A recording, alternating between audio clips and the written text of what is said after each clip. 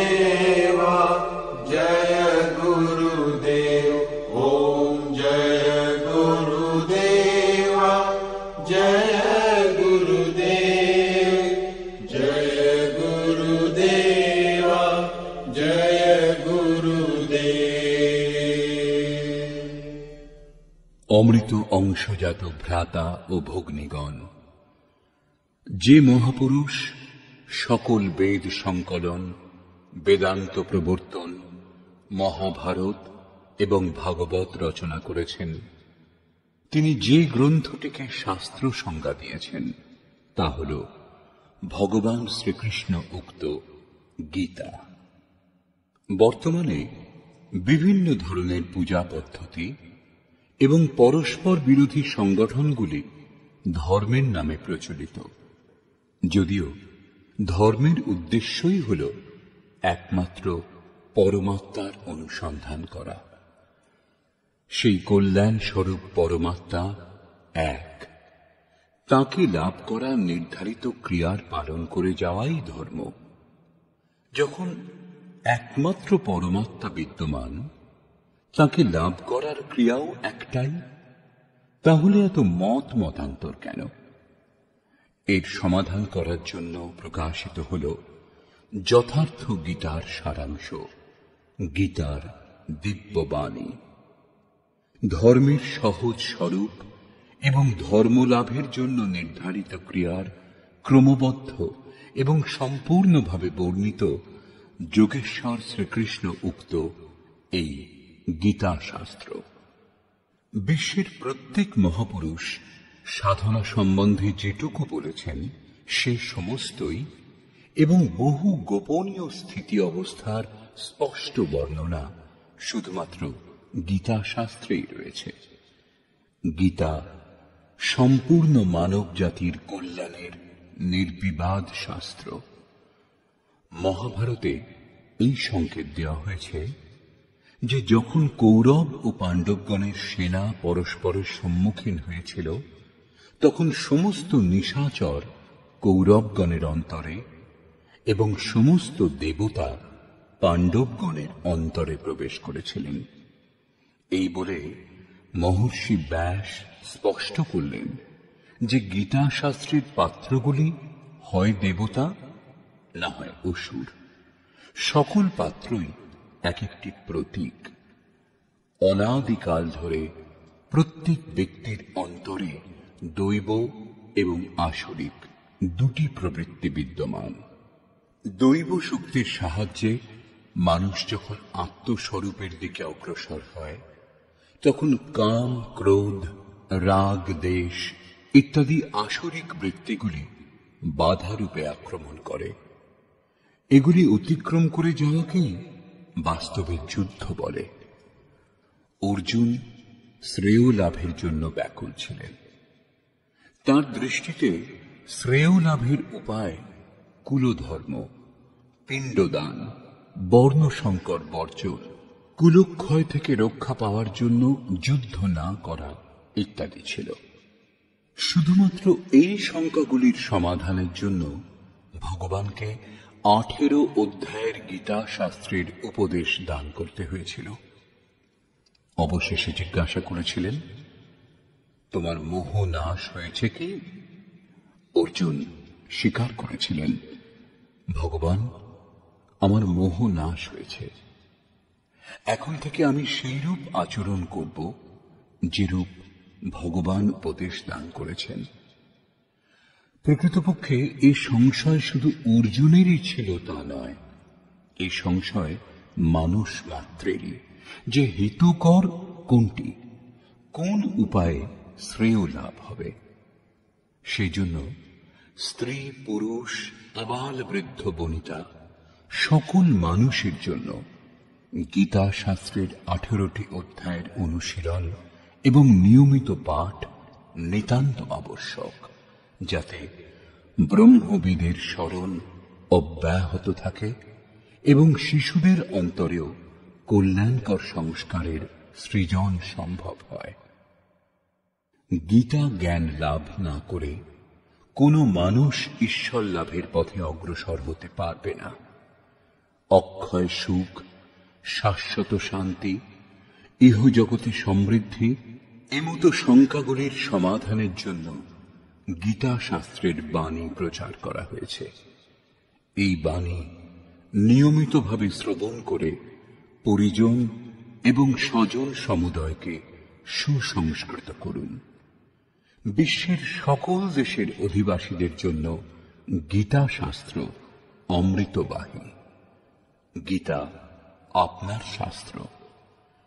এটা অত্যন্ত গৌরবের বিষয় যে 5000 বছরেরও বেশি অতিবাহিত হবার পর শ্রীকৃষ্ণের যথার্থ বাণী সম্বন্ধে আপনাকে অবগত করানো হচ্ছে। জন্ম জন্মান্তরের কুরীতিগ্রস্ত মনের আবিলতা দূর করে চিন্তনের প্রশস্ত পথে চলার জন্য যথার্থ গীতার এই দিব্যবাণী প্রাতঃকালে অবশ্যই পাঠ এবং শ্রবণ করুন।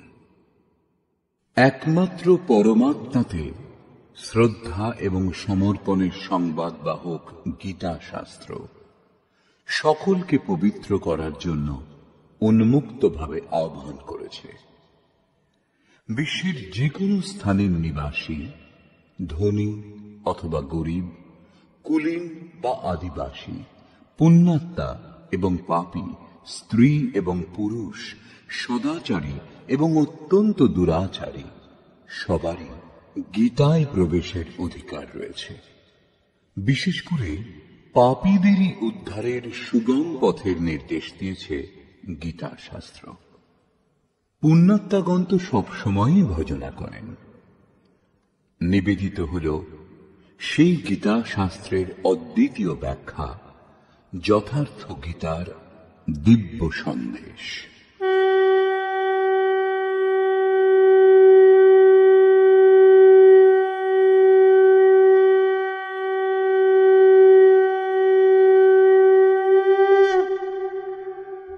ओम श्री परमात्मने नमः। যথার্থ গীতা, শ্রীমদ্ ভগবত গীতা, অথ প্রথম অধ্যায়।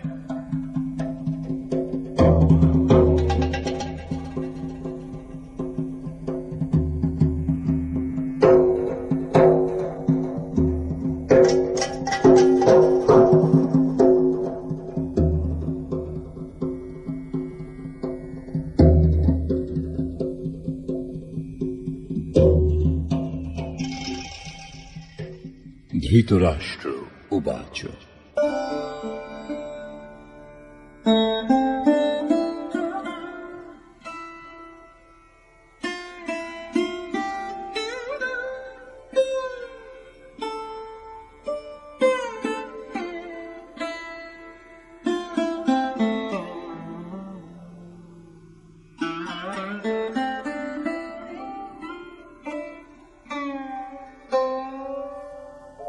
धर्मक्षेत्रे कुरुक्षेत्रे समवेता युयुत्सवः मामकाः पाण्डवाश्चैव किम कुर्वत सञ्जय।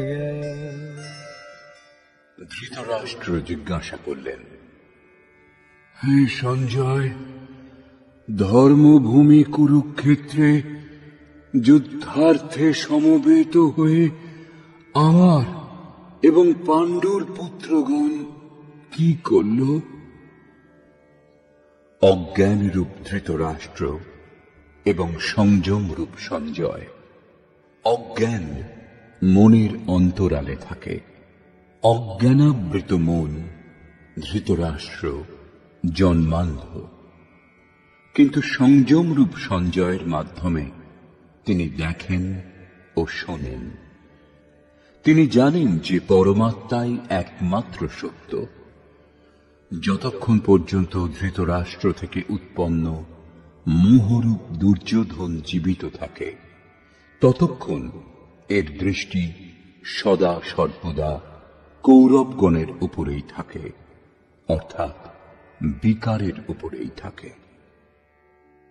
শরীর একটি ক্ষেত্র। যখন হৃদয় রাজ্যে দৈবী গুণ সমূহের বাহুল্য ঘটে, তখন এই শরীর ধর্মক্ষেত্রে পরিণত হয়, এবং যখন এতে আসরিক প্রবৃত্তির বাহুল্য ঘটে, তখন এই শরীর কুরুক্ষেত্রে পরিণত হয়। কুরু অর্থাৎ কর, এই শব্দ আদেশাত্মক। শ্রীকৃষ্ণ বলছেন, প্রকৃতিজাত তিনটি গুণের বশীভূত হয়েই মানুষ কর্ম করে। ক্ষণমাত্র কর্ম না করে থাকতে পারে না। গুণত্রয় তাকে দিয়ে করিয়ে নেয়। ঘুমন্ত অবস্থাতেও কর্ম বন্ধ হয় না, সেটিও সুস্থ দেহের আবশ্যক খোরাক মাত্র। এই 3 গুণ মানুষকে দেবতা থেকে শুরু করে কীট পর্যন্ত দেহের বন্ধনে আবদ্ধ করে। যতক্ষণ প্রকৃতি এবং প্রকৃতিজাত গুণ জীবিত, ততক্ষণ কুরু সক্রিয় থাকবে। অতএব জন্ম মৃত্যুময় এই ক্ষেত্র, বিকারযুক্ত এই ক্ষেত্রই কুরুক্ষেত্র, এবং পরম ধর্ম পরমাত্মাতে প্রবেশ প্রদান করতে পারে যে পুণ্যময় প্রবৃত্তিসমূহ, সেই পুণ্যময় প্রবৃত্তিসমূহের অর্থাৎ পাণ্ডবের ক্ষেত্রই ধর্মক্ষেত্র। পুরাতত্ত্ববিদগণ পাঞ্জাব, কাশী, প্রয়াগ এবং অন্যান্য বহু স্থানের মধ্যে কুরুক্ষেত্রের নির্দিষ্ট স্থান অনুসন্ধান কার্যে রত আছেন। কিন্তু গীতাকার স্বয়ং বলেছেন, যে ক্ষেত্রে এই যুদ্ধ হয়েছিল সেই ক্ষেত্রটি কোথায়? ইদম শরীরম কৌন্তেয় ক্ষেত্রমিত্যভিধীয়তে। অর্জুন, এই দেহই ক্ষেত্র, এবং যিনি একে জানেন এবং আয়ত্তের অধীনে আনতে পারেন তিনিই ক্ষেত্রজ্ঞ। এরপর তিনি ক্ষেত্রের বিস্তার সম্বন্ধে বললেন, যাতে 10টি ইন্দ্রিয়, মন, বুদ্ধি, অহংকার, 5টি বিকার এবং 3টি গুণের বর্ণনা আছে। এই দেহই ক্ষেত্র, এক মল্লভূমি।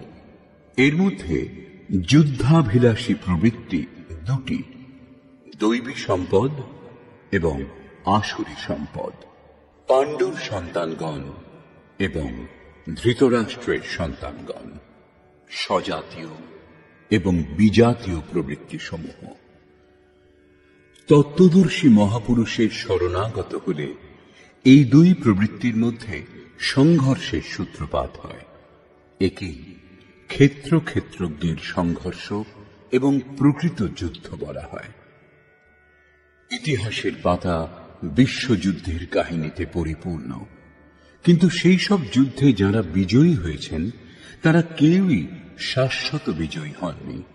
এর মধ্যে প্রতিহিংসা ছিল। প্রকৃতিকে শান্ত করে প্রকৃতির ঊর্ধ্বের সত্তার দিগদর্শন করা এবং তাতে প্রবেশ করাই প্রকৃত বিজয়। এই হল শাশ্বত বিজয়, যার পশ্চাতে পরাজয় নেই। একেই বলে মুক্তি, যার পর জন্ম মৃত্যুর বন্ধন নেই। এইভাবে অজ্ঞানে আবৃত প্রত্যেক মন সংযমের দ্বারা জানতে পারে ক্ষেত্র ক্ষেত্রজ্ঞের যুদ্ধের পরিণাম কি হয়।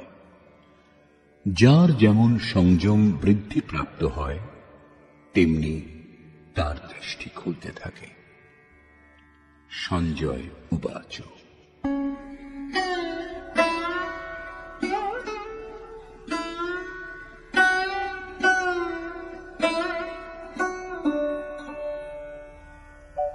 दृष्ट्वा तु पाण्डवानीकम् व्यूढम् दुर्योधनस्तदा आचार्यमुपसङ्गम्य राजा वचनमब्रवीत्। সেই সময় রাজা দুর্যোধন বহু রচনাযুক্ত পাণ্ডবগণের সেনাকে দেখে দ্রোণাচার্যের কাছে গিয়ে এই কথা বললেন। দ্বৈতের আচরণই দ্রোণাচার্য। যখন অনুভব হয় যে পরমাত্মা থেকে আমরা পৃথক, একেই বলে দ্বৈতবোধ, তখনই তাকে লাভ করার জন্য ব্যাকুলতা জেগে ওঠে। তখনই আমরা গুরুর খোঁজে বেরিয়ে পড়ি। 2 প্রবৃত্তির মধ্যে একেই প্রাথমিক গুরু বলা যেতে পারে, যদিও পরে যোগেশ্বর শ্রীকৃষ্ণই সৎগুরু হবেন। যিনি যোগের পূর্ণ স্থিতি প্রাপ্ত মহাপুরুষ। রাজা দুর্যোধন আচার্যের কাছে যান। মোহরূপ দুর্যোধন, মোহই সকল ব্যাধির মূল ও রাজা। দুর্যোধন দূর অর্থাৎ দূষিত, যৌধন অর্থাৎ সেই ধন। আত্মিক সম্পত্তি স্থির সম্পত্তি, তাতে যে আবিলতা সৃষ্টি করে তা মোহ। এই মোহ প্রকৃতির দিকে আকৃষ্ট করে এবং প্রকৃত জ্ঞানের জন্য প্রেরণাও প্রদান করে।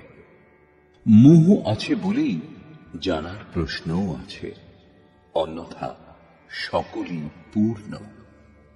অতএব বহু রচনাযুক্ত পাণ্ডবগণের সেনাকে দেখে, অর্থাৎ পুণ্যজাত স্বজাতীয় বৃত্তিসমূহকে সংগঠিত দেখে মোহরূপ দুর্যোধন প্রথম গুরু দ্রোণের কাছে গিয়ে বললেন,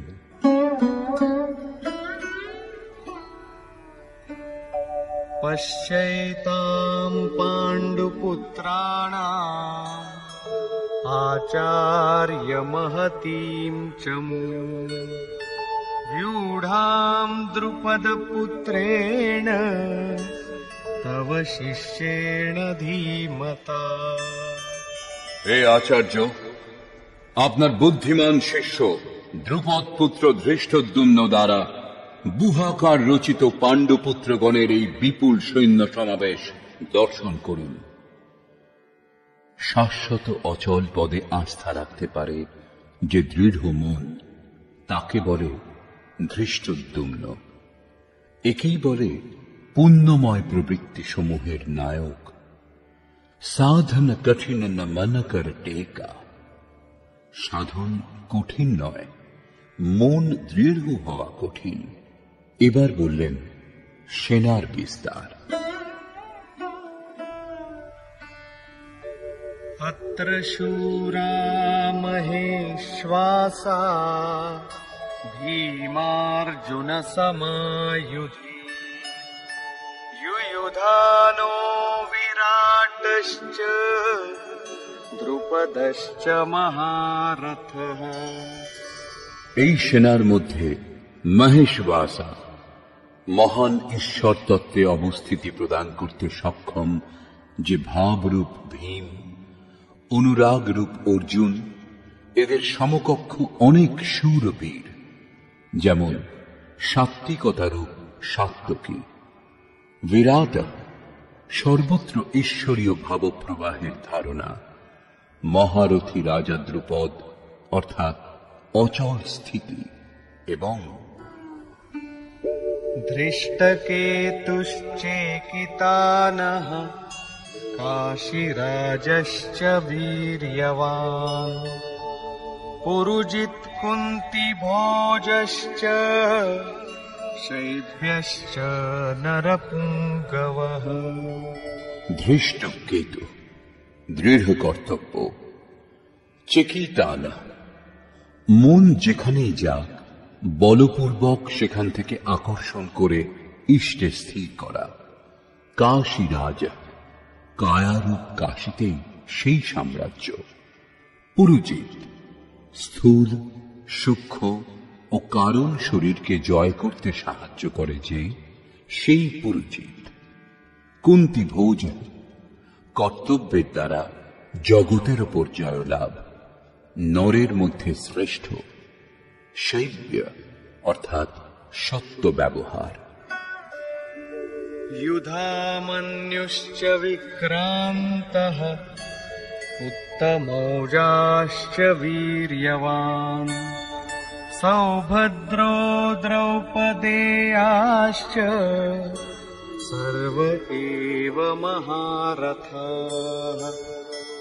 এবং পরাক্রমশালী যুধামন্য, যুদ্ধের অনুরূপ মনের বোধ।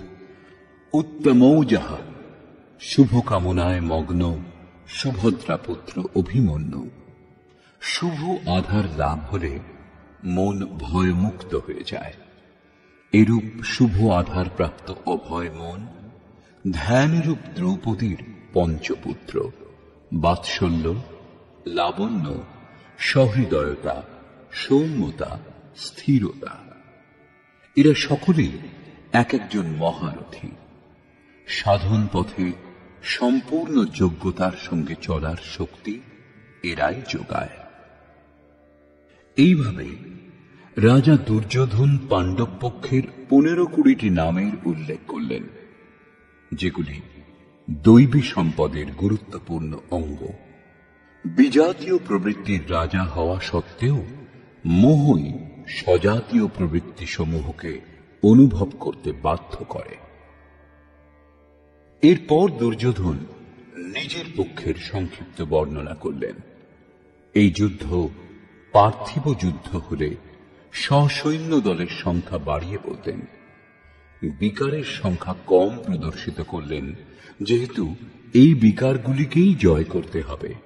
এরা বিনাশশীল। কেবল 5-7টি বিকার সম্বন্ধেই বলা হয়েছে, যাদের অন্তরালে বহির্মুখী প্রবৃত্তি সমূহ বিদ্যমান, যেমন अस्माकं तु विशिष्टाये तान्निबोधद्विजोत्तम नायका मम सैन्यस्य संज्ञार्थं तान् ब्रवीमि ते। হে দ্বিজোত্তম, আমাদের পক্ষে যে সকল বিশিষ্ট যোদ্ধা ও সেনাপতি আছেন তাদেরকে অবগত হন। আপনার অবগতির জন্য তাদের নাম বলছি। বাহ্য যুদ্ধে সেনাপতির জন্য দ্বিজোত্তম সম্বোধন অপ্রাসঙ্গিক। বস্তুত গীতা শাস্ত্রে অন্তঃকরণের 2টি প্রবৃত্তির সংঘর্ষের বর্ণনা করা হয়েছে, যেখানে দ্বৈতের আচরণই হল দ্রোণ। যতক্ষণ আমরা লেশমাত্র আরাধ্য থেকে পৃথক, ততক্ষণ প্রকৃতি বিদ্যমান, দ্বৈত বিদ্যমান। এই দিকে জয় করার প্রেরণা প্রথম গুরু দ্রোণাচার্যের কাছে পাওয়া যায়। অপূর্ব শিক্ষাকে সম্পূর্ণভাবে জানার প্রেরণা প্রদান করে। এটা পূজাস্থান নয়, এখানে শৌর্য সূচক সম্বোধন হওয়া উচিত। বিজাতীয় প্রবৃত্তির কে কে নায়ক?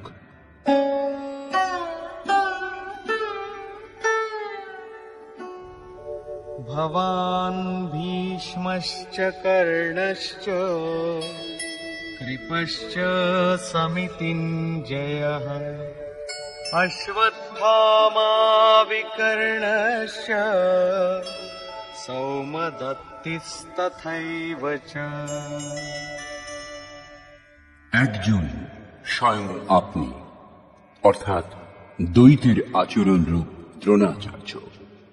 ভ্রমরূপ পিতামহ ভীষ্মও আছেন। এই বিকার সমূহ ভ্রম থেকে উৎপন্ন হয়, শেষ পর্যন্ত জীবিত থাকে। তাই পিতামহ সম্পূর্ণ সেনার মৃত্যুর পরেও জীবিত ছিলেন। শরশয্যায় অচৈতন্য অবস্থাতে ছিলেন, তবুও জীবিত ছিলেন। একেই বলে ভ্রমরূপ ভীষ্ম। ভ্রম শেষ পর্যন্ত বেঁচে থাকে। এইরূপ বিজাতীয় কর্মরূপ কর্ণ এবং সংগ্রাম বিজয়ী কৃপাচার্য। সাধন অবস্থায় সাধক অন্যের প্রতি যে কৃপার আচরণ করেন, সেই কৃপাকেই কৃপাচার্য বলে। ভগবান কৃপাধাম এবং ঈশ্বর প্রাপ্তির পর মহাপুরুষের স্বরূপও তদ্রূপ। কিন্তু সাধন অবস্থায় যতক্ষণ সাধক ও পরমাত্মা পৃথক, বিজাতীয় প্রবৃত্তিগুলি সক্রিয় এবং মোহ আচ্ছাদিত। এইরূপ পরিস্থিতিতে সাধক যদি কৃপার আচরণ করেন, তবে তিনি নষ্ট ভ্রষ্ট হয়ে যান। সীতা দয়া করেছিলেন, তার পরিবর্তে তাকে কিছুকাল লঙ্কায় প্রায়শ্চিত্ত করতে হয়েছিল। বিশ্বামিত্র দয়া করেছিলেন, তাই পতিত হয়েছিলেন। যোগসূত্রকার মহর্ষি পতঞ্জলিও এই কথাই বলেছেন, তে সমাধা উপসর্গা ব্যুত্থানে সিদ্ধয়া, অর্থাৎ ব্যুত্থানকালে যোগলব্ধ শক্তি প্রকট হয়, প্রকৃতপক্ষে সেগুলি সিদ্ধাই, কিন্তু কৈবল্য প্রাপ্তির পথে এই সিদ্ধাই তত বড়ই বাধা যতটা কাম, ক্রোধ, লোভ, মোহ প্রভৃতি। গোস্বামী তুলসীদাসেরও সেই একই নির্ণয়। छोरत ग्रंथ जान खगराया, विघ्न अनेक करई तब माया, रिद्धि सिद्धि प्रेरई बहु भाई, बुद्धि लोभ दिखावहि आई। माया অনেক বিঘ্ন সৃষ্টি করে, শক্তি প্রদান করে, এমনকি সিদ্ধে পরিণত করে। এইরূপ সিদ্ধ সাধক যদি পাশ দিয়ে শুধু হেঁটে যান, তাহলে মরণাপন্ন রোগীও বেঁচে ওঠে। সেই রোগী যদিও সুস্থ হয়ে ওঠে, কিন্তু সাধক যদি সেটা নিজের অবদান বলে মনে করেন, তাহলে তিনি নিশ্চয়ই নষ্ট ভ্রষ্ট হয়ে যাবেন। একজন রোগীর স্থানে হাজার হাজার রোগী তাকে ঘিরে ধরবে এবং ভজন চিন্তনের ক্রম অবরুদ্ধ হয়ে যাবে। পথভ্রান্ত হতে হতে প্রকৃতির বাহুল্য হবে। যদি লক্ষ্য দূরে এবং সাধক কৃপা করেন, তবে কৃপার একার আচরণই সমিতিঞ্জয়, অর্থাৎ সমস্ত সেনাবাহিনীকে জয় করবে।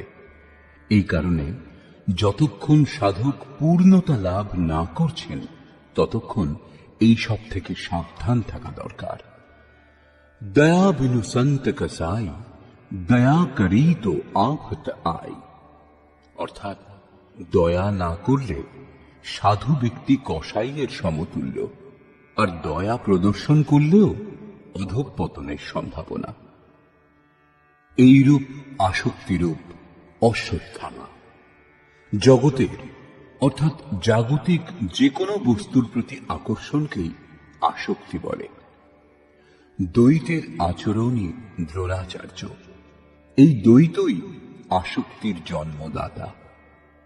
শস্ত্রধারী অবস্থাতে আচার্য দ্রোণকে বধ করা সম্ভব ছিল না, তিনি অজেয় ছিলেন।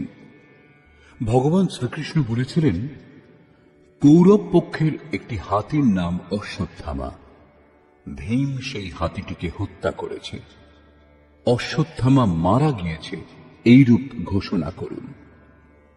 এই অপ্রিয় ঘটনার কথা শুনে আচার্য মর্মাহত হয়ে শিথিল হয়ে যাবেন।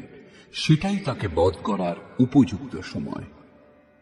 ভীম হাতিটিকে বধ করে হত্যা করে প্রচার করেছিলেন, অশ্বত্থামা মারা গিয়েছে। আচার্য দ্রোণ ভেবেছিলেন তার পুত্র অশ্বত্থামা মারা গিয়েছে। তিনি শোকে মুহ্যমান হয়ে পড়েছিলেন। ধনুক তার হাত থেকে পড়ে গিয়েছিল। তিনি হতাশ, নিশ্চেষ্ট হয়ে যুদ্ধভূমিতে বসে পড়েছিলেন। সেই মুহূর্তে তাকে বধ করা হয়েছিল। পুত্রের প্রতি অত্যধিক আসক্তি তার মৃত্যুর কারণ হয়ে দাঁড়িয়েছিল। অশ্বত্থামা দীর্ঘজীবী ছিলেন। নিবৃত্তির শেষ মুহূর্ত পর্যন্ত বাধা দেয়, তাই একে অমর বলা হয়েছে। বিকল্পরূপ বিকর্ণ। সাধনার উন্নত অবস্থাতে মনে কিছু অসাধারণ কল্পনার উদয় হয়। মনে সংকল্প বিকল্প জাগে যে স্বরূপ লাভের পর ভগবানের তরফ থেকে কিরূপ সিদ্ধাই, কিরূপ অলৌকিক শক্তি প্রদান করা হবে। সাধক ঈশ্বর চিন্তনের পরিবর্তে ঈশ্বরের ঐশ্বর্যের চিন্তা করতে শুরু করেন। যদিও সাধকের উচিত একাগ্র হয়ে কর্ম করে যাওয়া, ফললাভের কামনা করা উচিত নয়, কিন্তু যখন তিনি সিদ্ধাই অর্থাৎ যোগলব্ধ শক্তির কামনা করতে শুরু করেন, তখন এইরূপ মনোভাব অর্থাৎ বিকল্পকে বিকর্ণ বলে। এই কল্পনাগুলি অসাধারণ, কিন্তু সাধনাতে ভয়ঙ্করভাবে বাধা দেয়। ভ্রম উৎপাদক সাহসী হল ভূরিশ্রমা। সাধনা স্তর উন্নত হলে সকলেই সাধকের প্রশংসা করতে শুরু করেন। বলে, ইনি মহাত্মা, ইনি সিদ্ধ পুরুষ, দিব্য গুণের অধিকারী। তার সমক্ষে লোকপালও বিনীত হয়ে যান।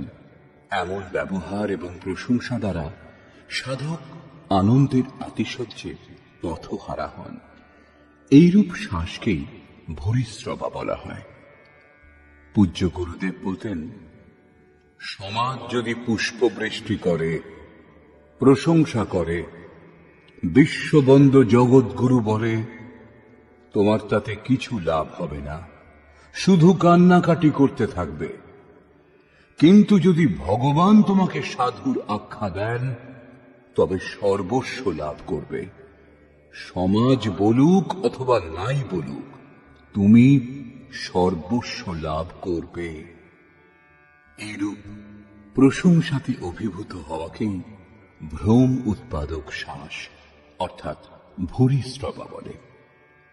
অত্যধিক প্রশংসার ফলে সাধনার হ্রাস হয়। অতএব ভ্রম উৎপাদক শ্বাসই হল ভূরিশ্রবা। সংযমের স্তর উন্নত হলে পরে যে বিকারগুলি বাধা দেয়, এগুলি তাদেরই নাম। আসক্তিরূপ অশ্বত্থামা, বিকল্পরূপ বিকর্ণ এবং ভ্রমপূর্ণ শ্বাস ভূরিশ্রবা। এরা সকলেই বহির্মুখী প্রবাহের নায়ক।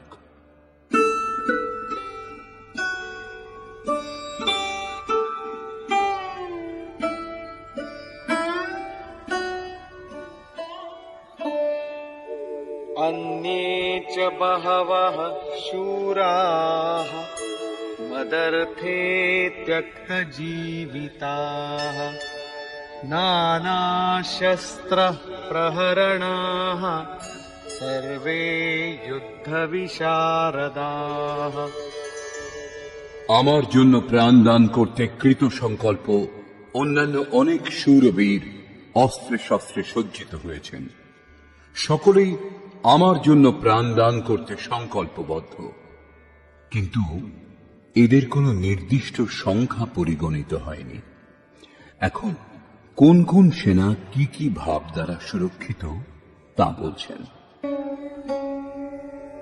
अपर्याप्तं तदस्माकं बलं भीष्माभिरक्षितम् पर्याप्तं त्विदमेतेषां बलं भीमाभिरक्षितम्। ভীষ্ম দ্বারা সুরক্ষিত আমাদের সেনা সর্বপ্রকারে অজেয়, কিন্তু ভীম দ্বারা পরিচালিত পাণ্ডবগণের সেনা জয় করা সহজ। পর্যাপ্ত এবং অপর্যাপ্তের মতো সংশ্লিষ্ট শব্দের প্রয়োগ দুর্যোধনের আশঙ্কায় ব্যক্ত করছে। অতএব দেখতে হবে যে ভীষ্ম কোন সত্তা যার উপর কৌরব সেনা নির্ভরশীল, এবং ভীম কোন সত্তা যার উপর অর্থাৎ যে দৈবী সম্পদের উপর সম্পূর্ণ পাণ্ডব নির্ভরশীল। দুর্যোধন এবার নিজের সুব্যবস্থার জন্য নির্দেশ দিলেন। अयनेषु च सर्वेषु यथा भागमवस्थिताः भीष्ममेवाभिरक्षन्तु भवन्तः सर्व एव हि। এক্ষণে আপনারা সকলেই ব্যূহ সমূহের প্রবেশ দ্বারে স্বস্থানে অবস্থিত হয়ে পিতামহ ভীষ্মকেই সকল দিক থেকে রক্ষা করুন। যদি ভীষ্ম জীবিত থাকেন তাহলে আমরা অজেয়।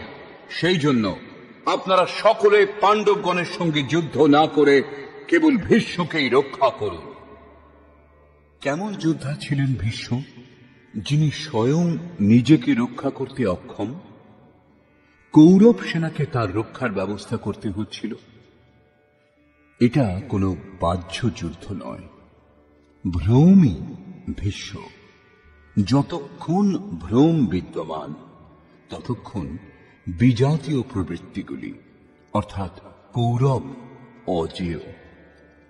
অজেয় শব্দের অর্থ এই নয় যে অজেয়কে জয় করা যায় না। অজেয়র অর্থ হল দুর্জয়, একে জয় করা কষ্টসাধ্য।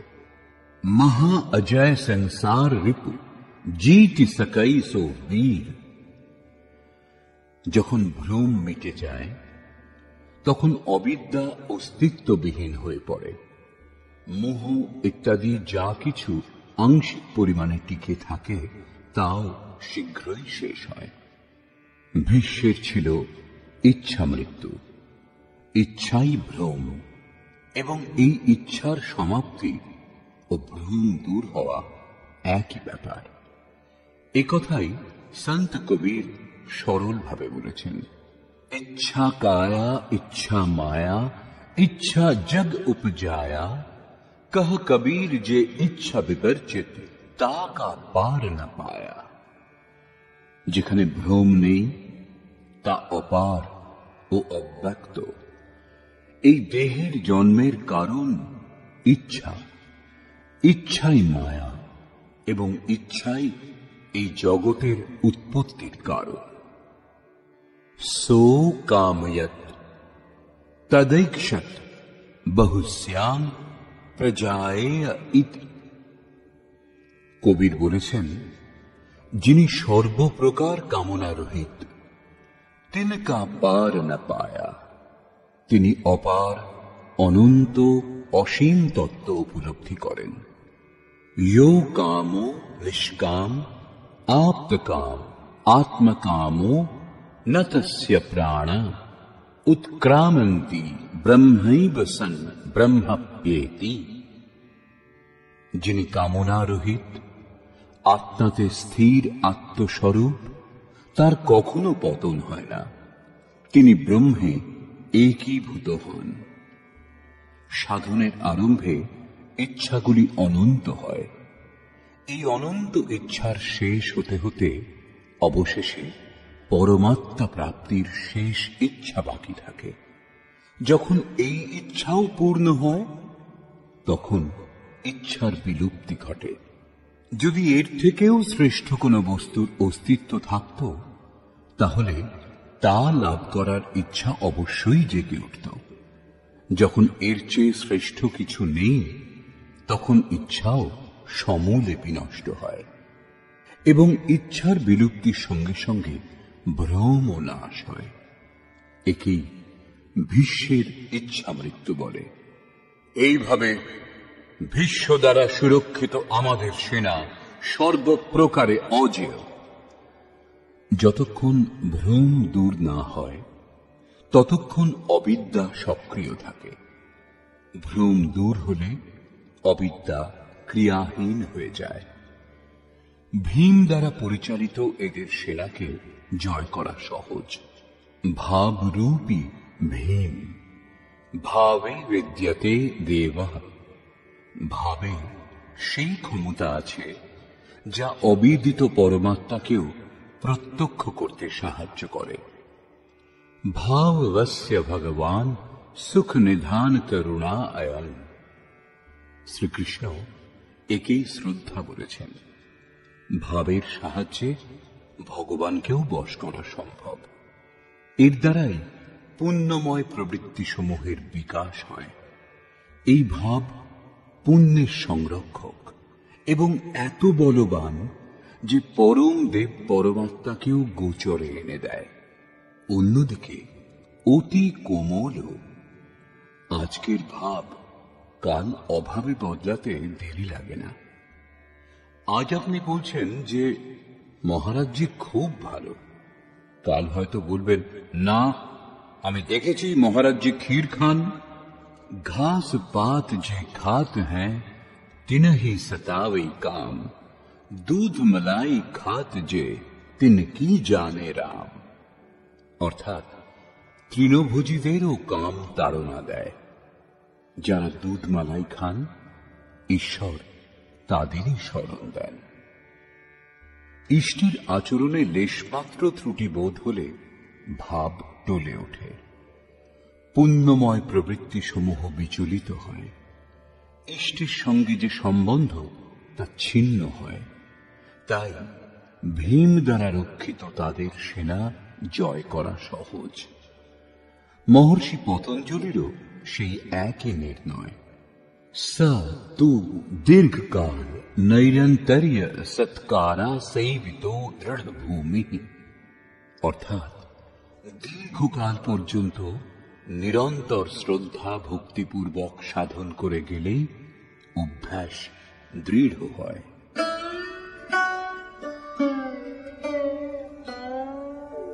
तस्य सञ्जनयन् हर्षम् कुरु वृद्धः पितामहः सिंहनादं विनद्योच्चैः शङ्खं दध्मौ प्रतापवान्।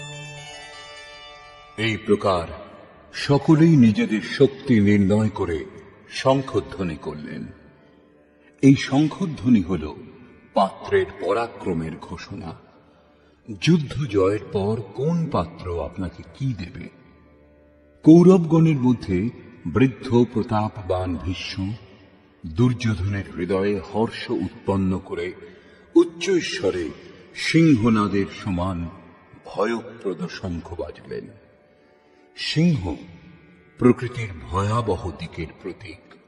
ঘোর জঙ্গলের নীরব স্থানে নির্জনে সিংহের গর্জন যদি কানে আসে, তাহলে দেহের লোম খাড়া হয়ে যাবে, ভয়ে হৃদয় কাঁপতে শুরু করবে, যদিও সিংহ থেকে আপনি বহু দূরে।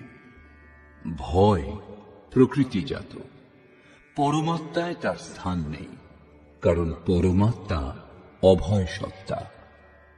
ভ্রমরূপ ভীষ্ম বিজয়ী হলে প্রকৃতির যে ভয়ারণ্যের মধ্যে আপনি আছেন, তার থেকেও ভয়ঙ্কর ভয়ের আবরণ আপনাকে ঢেকে ফেলবে।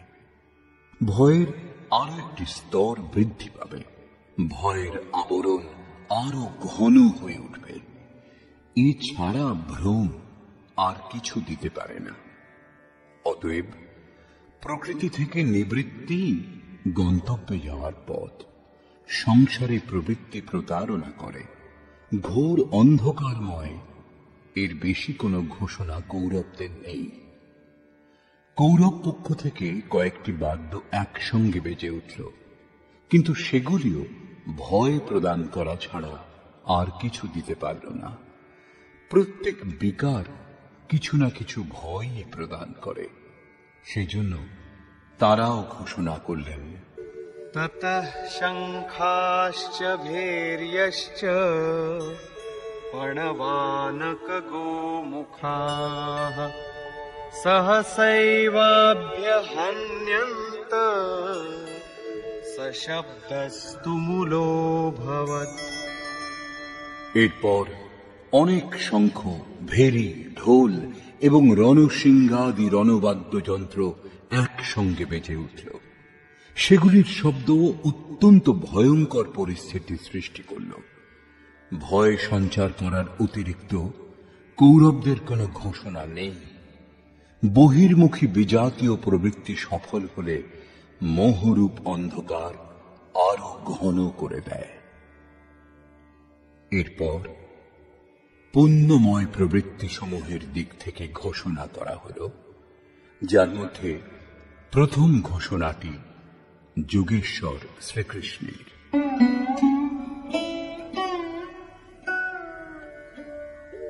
ततः श्वेतैर्हयैर्युक्ते महति स्यन्दने स्थितौ माधवः पाण्डवश्चैव दिव्यौ शङ्खौ प्रदध्मतु। অতঃপর শ্বেতাশ্বযুক্ত, অর্থাৎ যাতে বিন্দুমাত্র কালিমা বা দোষ ছিল না, শ্বেতবর্ণ সাত্ত্বিক এবং নির্মলতার প্রতীক, মহতি স্যন্দনে উত্তম রথে উপবিষ্ট যোগেশ্বর শ্রীকৃষ্ণ এবং অর্জুনও অলৌকিক শঙ্খ বাজালেন। অলৌকিকের অর্থ লোকাতীত। মৃত্যুলোক, দেবলোক, ব্রহ্মলোক, জন্ম মৃত্যুর ভয় যত দূর পর্যন্ত, সেই সমস্ত লোকের অতীত পারলৌকিক, পারমার্থিক স্থিতি প্রদান করার ঘোষণা যোগেশ্বর শ্রীকৃষ্ণ করলেন। সোনা, রূপ অথবা কাঠের রথ ছিল না, সেই রথ অলৌকিক ছিল, সেই শঙ্খ অলৌকিক ছিল। অতএব ঘোষণাও অলৌকিক। একমাত্র ব্রহ্মলোক সমস্ত লোকের ঊর্ধ্বে স্থিত। সরাসরি ব্রহ্মলোকের সঙ্গে সম্পর্ক স্থাপন করাবার ঘোষণা করলেন। কি রূপে তিনি এই স্থিতি প্রদান করবেন? পাঞ্চজন্যম ঋষিকেশ দেবদত্তম ধনঞ্জয়ঃ পৌণ্ড্রম দধ্মৌ মহাশঙ্খম ভীমকর্মাবৃকোদরঃ। ঋষিকেশ, যিনি হৃদয়ের সর্বস্বের জ্ঞাতা, সেই শ্রীকৃষ্ণ পাঞ্চজন্য শঙ্খ বাজালেন। 5টি জ্ঞানেন্দ্রিয়কে অর্থাৎ শব্দ, স্পর্শ, রূপ, রস, গন্ধ, পঞ্চতন্মাত্রার রসে জড়িয়ে সজল অর্থাৎ ভক্তের শ্রেণীতে দাঁড় করাবার ঘোষণা করলেন। ভয়ঙ্করভাবে ভ্রান্ত ইন্দ্রিয় সমূহকে সংযত করে সেবকের শ্রেণীতে দাঁড় করানো হৃদয়ের প্রেরক সদ্গুরুর কৃপা। শ্রীকৃষ্ণ যোগেশ্বর সদ্গুরু ছিলেন। শিষ্যস্তেহং, ভগবান আমি আপনার শিষ্য। বাহ্য বিষয়বস্তুকে ত্যাগ করে ধ্যানে ইষ্টের অতিরিক্ত অন্য কিছু দেখা, শোনা ও স্পর্শ না করা সদ্গুরুর প্রভাব সঞ্চারণের উপর নির্ভর করে। দেবদত্যম ধনঞ্জয়, দৈবী সম্পত্তিকে অধীনে করে যে অনুরাগ, সেই অনুরাগই অর্জুন। ইষ্টের অনুরূপ শ্রদ্ধা, যাতে বিরহ, বৈরাগ্য ও অশ্রুপাত হয়। যেমন গদগদ গিরা নয়ন বহ নীরা, রোমাঞ্চ হয় যখন অন্তরে ইষ্ট ছাড়া অন্য কোনো বিষয়বস্তুর লেশ মাত্র সংঘর্ষ হয় না, তখন এই অবস্থাকে অনুরাগ বলা হয়। এত দূর সফল হবার পরে দৈবী সম্পদের ওপর প্রভুত্ব লাভ করা সম্ভব, যা পরম দেব পরমাত্মাতে একীভূত হতে সাহায্য করে। এর আরেক নাম ধনঞ্জয়। এক ধন পার্থিব সম্পত্তি, যা দিয়ে শরীর নির্বাহের ব্যবস্থা করা হয়। আত্মার সঙ্গে এর কোনো সম্বন্ধ নেই। এছাড়া স্থির আত্মিক সম্পত্তি নিজ সম্পত্তি। বৃহদারণ্যক উপনিষদে যাজ্ঞবল্ক্য মৈত্রেয়ীকে এই উপদেশ দিলেন, ধনসম্পন্ন পৃথিবীর স্বামিত্ব দ্বারাও অমৃতত্বের প্রাপ্তি সম্ভব নয়। এর উপায় হল আত্মিক সম্পত্তি। ঘোর কর্মা ভীম পৌণ্ড্র অর্থাৎ প্রীতি নামক মহাশঙ্খ বাজালেন।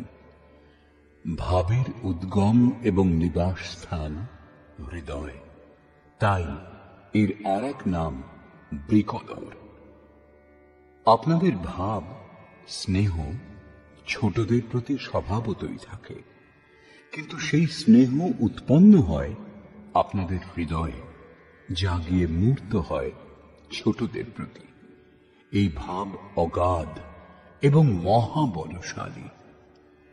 ভীম প্রীতি নামক শঙ্খ বাজালেন। এই প্রীতি ভাবের মধ্যেই নিহিত, তাই ভীম বাজালেন পৌণ্ড্র অর্থাৎ প্রীতি নামক মহাশঙ্খ। ভাব অত্যন্ত শক্তিশালী, কিন্তু প্রীতির মাধ্যমে তা সঞ্চার হয়। হর ব্যাপক সর্বত্র সমানা, প্রেম তে প্রকট হো হি मैं জানা। অর্থাৎ ঈশ্বর সর্বত্র সমানরূপেই বিদ্যমান, কিন্তু তাকে প্রকট করতে হলে চাই হৃদয়ে বিরহ, বৈরাগ্য এবং উৎকট প্রেম। অনন্ত বিজয়ম রাজা কুন্তী পুত্র যুধিষ্ঠিরঃ নকুলঃ सह देवश्च सुघोषमणिपुष्पकौ। কুন্তিপুত্র রাজা যুধিষ্ঠির অনন্ত বিজয় নামক শঙ্খ বাজালেন। কর্তব্যরূপ কুন্তি এবং ধর্মরূপ যুধিষ্ঠির। ধর্মে স্থির থাকলেই অনন্ত বিজয়াম, অনন্ত পরমাত্মাতে স্থিতি লাভ হবে। যুদ্ধে স্থিরঃ স যুধিষ্ঠিরঃ। প্রকৃতি পুরুষ ক্ষেত্রজ্ঞের সংঘর্ষে স্থির থাকেন, অত্যন্ত দুঃখেও বিচলিত হন না। তবেই একদিন যিনি অনন্ত, যার অন্ত নেই, সেই পরম তত্ত্ব পরমাত্মাকে লাভ করতে সক্ষম হন। নিয়মরূপ নকুল সুঘোষ নামক শঙ্খ বাজালেন। যেমন যেমন নিয়ম কঠোর হবে, তেমন তেমন অশুভ লক্ষণগুলি বিলয় হয়ে যাবে এবং শুভ পরিস্থিতির উদয় হবে। সৎসঙ্গরূপ সহদেব মণিপুষ্পক নামক শঙ্খ বাজালেন। মনীষীগণ প্রত্যেক শ্বাসকে বহুমূল্য মণির আখ্যা দিয়েছেন। হীরা জৈসি শ্বাসা বাতোं में बीती যায়। বাহ্য সৎসঙ্গ সৎপুরুষের বাণী শ্রবণকে বলে, যা এক প্রকার সৎসঙ্গ, কিন্তু যথার্থ সৎসঙ্গ হয় আন্তরিক। শ্রীকৃষ্ণের মতে আত্মাই সত্য এবং সনাতন। চিত্ত যখন স্থির হয়ে আত্মার সঙ্গত করে, তখনই হয় প্রকৃত সৎসঙ্গ। এই সৎসঙ্গ চিন্তন, ধ্যান এবং সমাধির অভ্যাস দ্বারা সম্পন্ন হয়।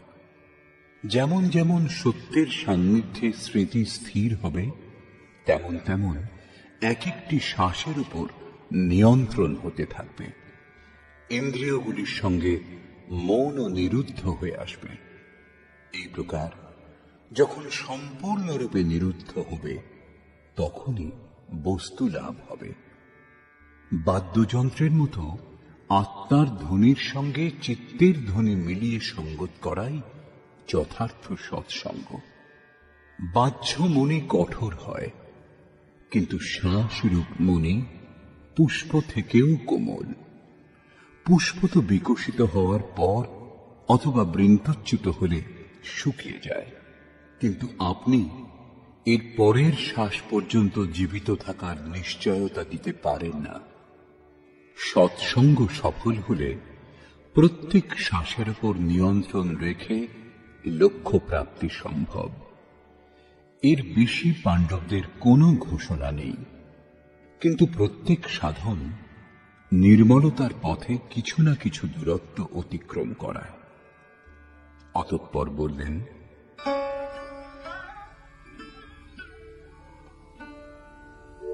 काश्यश्च परमेश्वासः शिखण्डी च महारथः धृष्टद्युम्नो विराटश्च सात्यकिश्चापराजितः।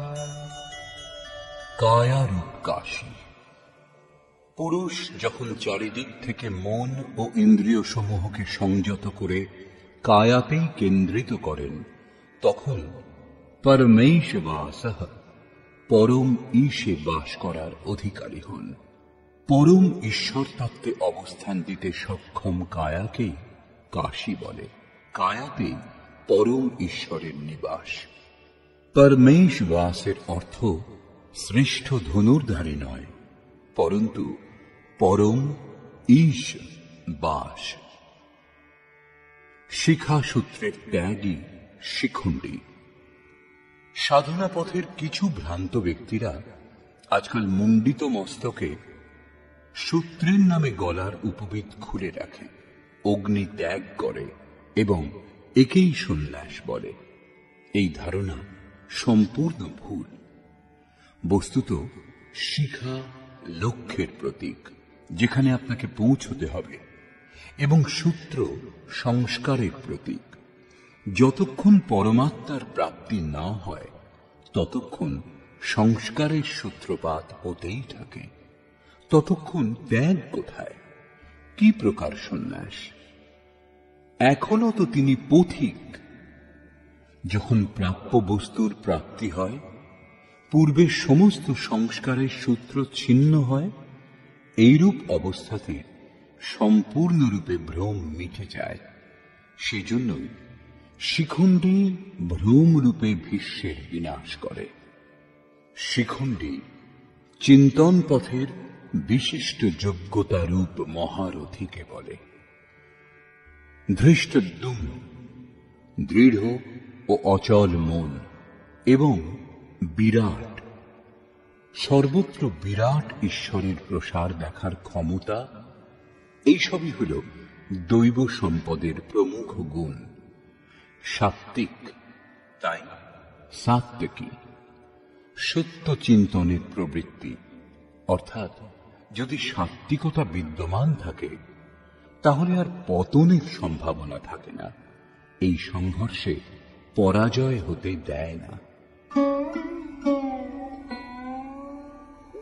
দ্রুপদো দ্রৌপদেয়াশ্চ সর্বশঃ পৃথিবীপতে সৌভদ্রশ্চ মহাবাহুঃ শঙ্খান দধ্মুঃ পৃথক পৃথক।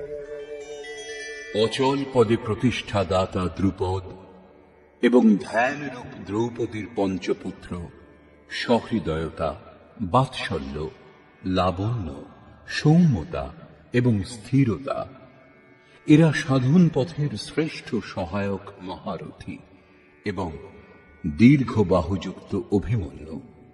এরা সকলেই পৃথক পৃথক শঙ্খ বাজালেন।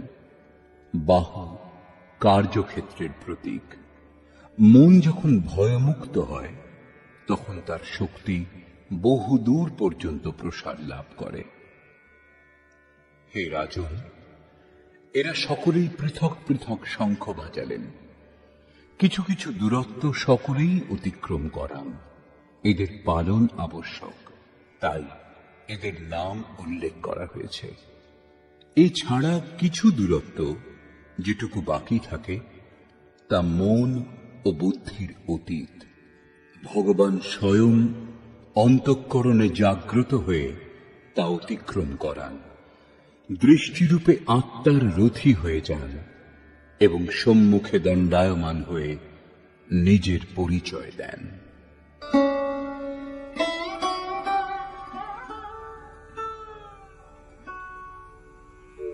সঘোষোধার্তরাষ্ট্রাণাম হৃদয়ানি ব্যদারয়ৎ নভশ্চ পৃথিবীম চৈব তুমুলো ব্যনুনাদয়ন। সেই তুমুল শঙ্খধ্বনি আকাশ ও পৃথিবী প্রতিধ্বনিত করে ধৃতরাষ্ট্রপুত্রগণের হৃদয় বিদীর্ণ করল। সেনা পাণ্ডব পক্ষেও ছিল, কিন্তু হৃদয় বিদীর্ণ হল কেবল ধৃতরাষ্ট্রপুত্রগণের। বস্তুত পাঞ্চজন্য, দৈবী শক্তির ওপর আধিপত্য, অনন্তকে জয়, অশুভর প্রশমন এবং শুভের আবির্ভাব নিরন্তর হতে থাকলে এই কুরুক্ষেত্রে আসরি সম্পদ বহির্মুখী প্রবৃত্তিগুলির হৃদয় বিদীর্ণ হয়ে যাবে। তাদের বল ক্রমশ ক্ষীণ হতে থাকবে। পূর্ণ সফলতা লাভ হলে মোহময়ী প্রবৃত্তিগুলি সম্পূর্ণরূপে শান্ত হয়ে যায়। অথ ব্যবস্থিতান দৃष्ट्वा ধার্তরাষ্ট্রান কপিধ্বজঃ প্রবৃত্তে শস্ত্র সম্পাতে ধনুরুদ্যম্য পাণ্ডবঃ ঋষিকেশং তদা বাক্যং ইদমাহ মহীপতে সেনয়োরুভয়োর্মধ্যে রথং স্থাপয়ামেচ্যুত। সংযম রূপ সঞ্জয় অজ্ঞানাবৃত মনকে বোঝালেন যে, হে রাজন, কপিধ্বজা বৈরাগ্যরূপ হনুমান, বৈরাগ্যই যার ধ্বজা। ধ্বজাকে রাষ্ট্রের প্রতীক বলা হয়। কারো কারো মতে পতাকা চঞ্চল ছিল, তাই কপিধ্বজ বলা হয়েছে, কিন্তু তা নয়। এখানে কপি সাধারণ বানর নয়, স্বয়ং হনুমানই ছিলেন, যিনি মান অপমানের হনন করেছিলেন। সমমান নিরাদর আদরহি।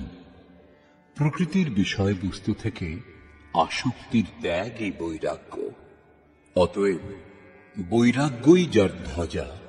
সেই অর্জুন ব্যবস্থিত রূপে ধৃতরাষ্ট্রের পুত্রগণকে দাঁড়িয়ে থাকতে দেখে শস্ত্র চালনার মুহূর্তে ধনুক তুলে ঋষিকেশম, যিনি হৃদয়ের সর্বস্বের জ্ঞাতা, সেই যোগেশ্বর শ্রীকৃষ্ণকে বললেন, হে অচ্যুত, অর্থাৎ যিনি কখনো চ্যুত হন না, আমার রথ উভয় সেনার মধ্যে স্থাপন করুন। এখানে সারথীকে আদেশ দেওয়া নয়, ইষ্টের অর্থাৎ সদ্গুরুর প্রতি অনুরোধ করা হয়েছে। কেন স্থাপন করবেন? यावदेतान् निरीक्षेऽहम् योद्धुकामानवस्थितान् कैर्मया सह योद्धव्यम् अस्मिन् रणसमुद्यमे। যতক্ষণ আমি যুদ্ধার্থে অবস্থিত এদের উত্তম রূপে নিরীক্ষণ না করি যে এই মহারণে আমাকে কাদের সঙ্গে যুদ্ধ করতে হবে এবং কে কে আমার সঙ্গে যুদ্ধ করার যোগ্য। योत्स्यमानानवीक्षेऽहम् य एतेऽत्र समागताः धार्तराष्ट्रस्य दुर्बुद्धे युद्धे प्रियचिकीर्षवः। দুর্বুদ্ধি দুর্যোধনের হিতকামী যে সকল রাজাগণ যুদ্ধ করার জন্য এখানে উপস্থিত হয়েছেন তাদের আমি দেখতে চাই, সেই জন্য রথ স্থাপন করুন। মোহরূপ দুর্যোধন, মোহমুগ্ধ প্রবৃত্তি সমূহের হিতাকাঙ্ক্ষী যে সকল রাজাগণ যুদ্ধ করবার জন্য এখানে উপস্থিত হয়েছেন তাদেরকে আমি দেখিনি। সঞ্জয় উবাচ।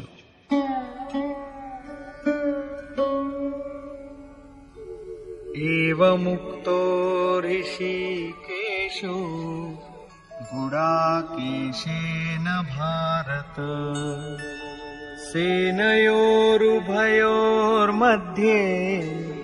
स्थापयित्वा रथोत्तमम् भीष्मद्रोणप्रमुखतः सर्वेषां च महीक्षिताम्।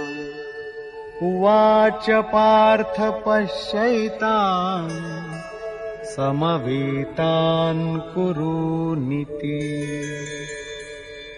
সঞ্জয় বললেন, নিদ্রাজয়ী অর্জুনের এইরূপ বলার পর ভগবান শ্রীকৃষ্ণ, যিনি হৃদয়ের জ্ঞাতা, তিনি উভয় সেনার মধ্যে এবং ভীষ্ম, দ্রোণ ও মহীক্ষিতাম দেহরূপ পৃথিবীকে অধিকার করেছেন যে রাজাগণ, সেই সকল রাজাগণের সম্মুখে উত্তম রথ স্থাপন করে বললেন, হে পার্থ, সমবেত কৌরবগণকে অবলোকন করো।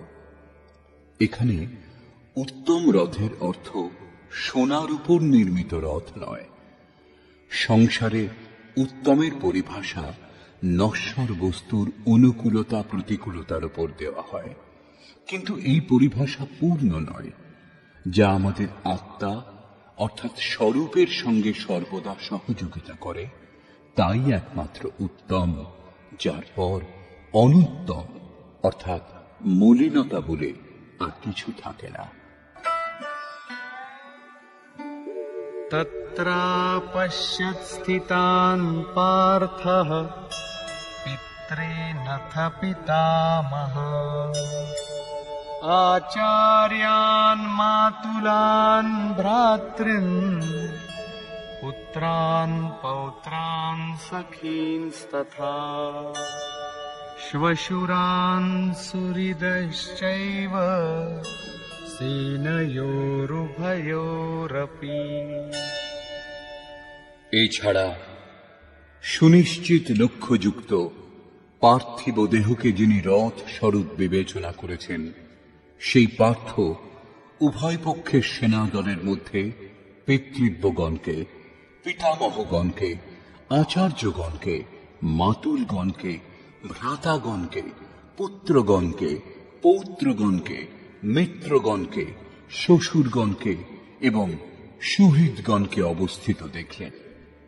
উভয় সেনাদলের মধ্যে অর্জুন কেবল নিজের পরিবার, মামার পরিবার, শ্বশুরের পরিবার এবং সুহৃদ ও গুরুজনদের দেখতে পেলেন। মহাভারতকালের গণনা অনুসারে 18 অক্ষৌহিনী অর্থাৎ আনুমানিক 40 লক্ষের সমকক্ষ হবে, কিন্তু প্রচলিত গণনা অনুসারে 18 অক্ষৌহিনী অর্থাৎ 6.5 আরব সংখ্যায় হবে, যা আজকের বিশ্বের জনসংখ্যার সমকক্ষ। আজ সমগ্র বিশ্বে মাত্র ততই জনসমূহের জন্য বিশ্বস্তরে আবাস, খাদ্য এবং জনসংখ্যার সমস্যা সমুপস্থিত। এই বিশাল জনসমূহ অর্জুনের 3-4টি আত্মীয়ের পরিবারই মাত্র ছিল।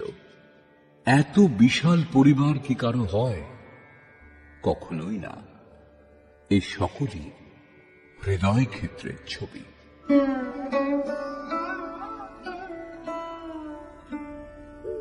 तान् समीक्ष्य स कौन्तेयः सर्वान् बन्धूनवस्थितान् कृपया परयाविष्टो विषीदन्निदमब्रवीत्।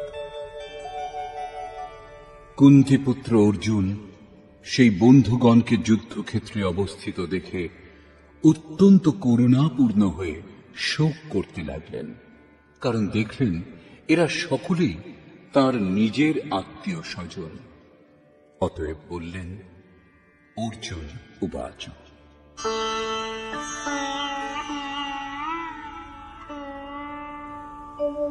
दृष्ट्वेमं स्वजनं कृष्ण युयुत्सुं समुपस्थितम् सीदन्ति मम गात्राणि मुखं च परिशुष्यति वेपथुश्च शरीरे मे रोमहर्षश्च जायते। হে কৃষ্ণ, আত্মীয় স্বজনকে যুদ্ধার্থ উপস্থিত দেখে আমার অঙ্গ প্রত্যঙ্গাদি অবসন্ন, আমার মুখ শুষ্ক হচ্ছে, আমার শরীর কম্পিত ও রোমাঞ্চিত হচ্ছে। এখানেই শেষ নয়।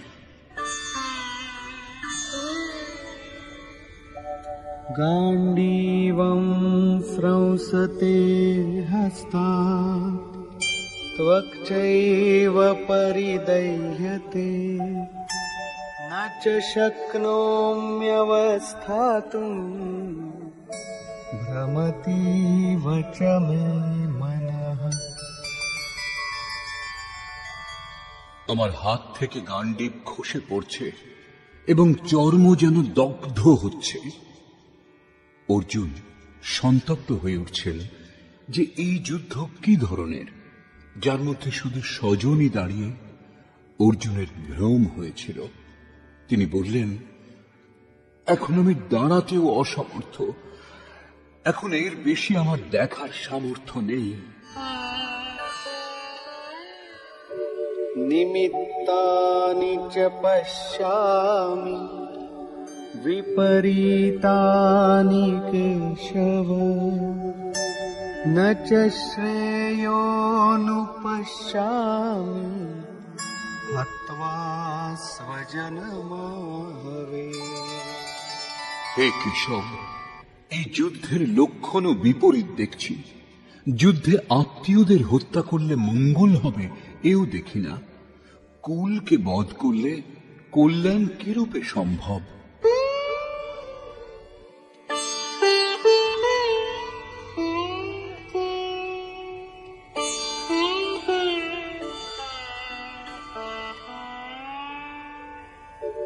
न काङ्क्षे विजयं कृष्ण न च राज्यं सुखानि च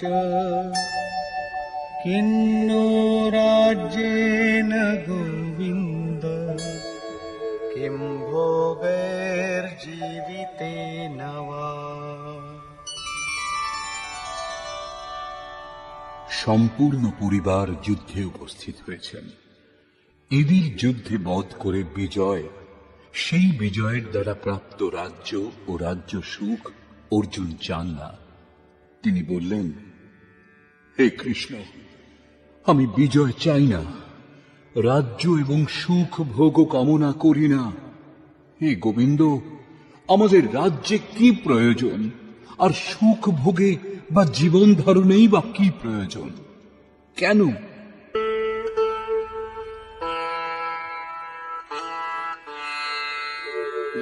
येषामर्थे काङ्क्षितं नो राज्यं भोगाः सुखानि च तैमेव स्थिता युद्धे प्राणांस्त्यक्त्वा धनानि च। যাদের জন্য রাজ্য ভোগ ও সুখাদি আমার অভিলষিত, সেই স্বজনগণই প্রাণের আশা ত্যাগ করে যুদ্ধে উপস্থিত হয়েছেন। আমার রাজ্য অভিলষিত ছিল, কিন্তু পরিবার নেই। ভোগ সুখ ও ধনাদির পিপাসা ছিল, কিন্তু তার স্বজন ও পরিবারকে নিয়ে ভোগ করাচ্ছিল। কিন্তু যখন তারা সকলেই প্রাণের আশা ত্যাগ করে যুদ্ধে উপস্থিত হয়েছেন, তখন আমার সুখ ভোগ বা রাজ্যের প্রয়োজন নেই। এ সকলই এদের জন্য প্রিয় ছিল। এদের থেকে পৃথক হয়ে এ সকলের আমার আর প্রয়োজন নেই। যতক্ষণ পরিবার থাকে, ততক্ষণ এই কামনাগুলিও থাকে। কুঁড়ে ঘরে বাস করে যে ব্যক্তি, সেও নিজের পরিবার, বন্ধু এবং আত্মীয়দের বধ করে বিশ্বের সাম্রাজ্য স্বীকার করবে না। অর্জুনের বক্তব্য এই যে, ভোগ, যুদ্ধে জয়লাভ আমি চেয়েছিলাম, কিন্তু যাদের জন্য চেয়েছিলাম, যখন তারাই থাকবে না, তখন আর আমার ভোগের কি প্রয়োজন? এই যুদ্ধে আমি কাকে বধ করব?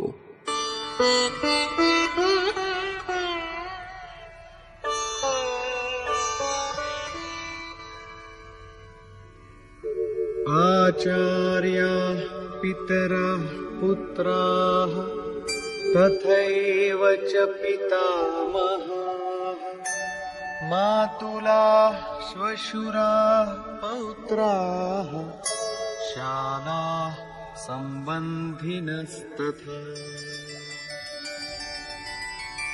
এই যুদ্ধে আচার্যগণ, পিতৃব্যগণ, পুত্রগণ, পিতামহগণ, মাতুলগণ, শ্বশুরগণ, পৌত্রগণ, শ্যালকগণ এবং স্বজনগণই উপস্থিত হয়েছেন।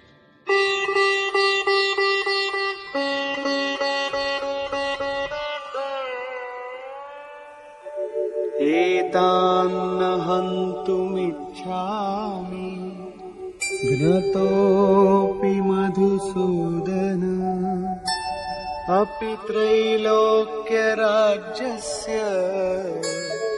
हेतो किन्नु मही कृते।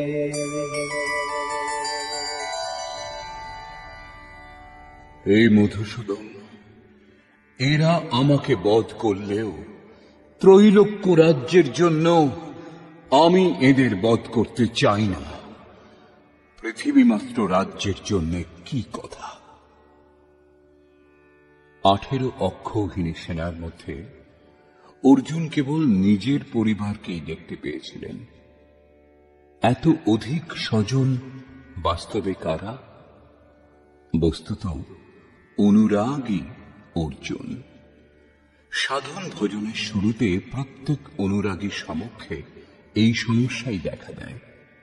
সকলেই চায় সাধন ভোজন করে পরম সত্যকে লাভ করতে, কিন্তু জ্ঞানী সদ্গুরুর সংরক্ষণে অনুরাগী সাধক যখন ক্ষেত্রজ্ঞের সংঘর্ষ অনুভব করেন, তাকে কার কার সঙ্গে যুদ্ধ করতে হবে বুঝতে পারেন, তখনই হতাশ হয়ে পড়েন।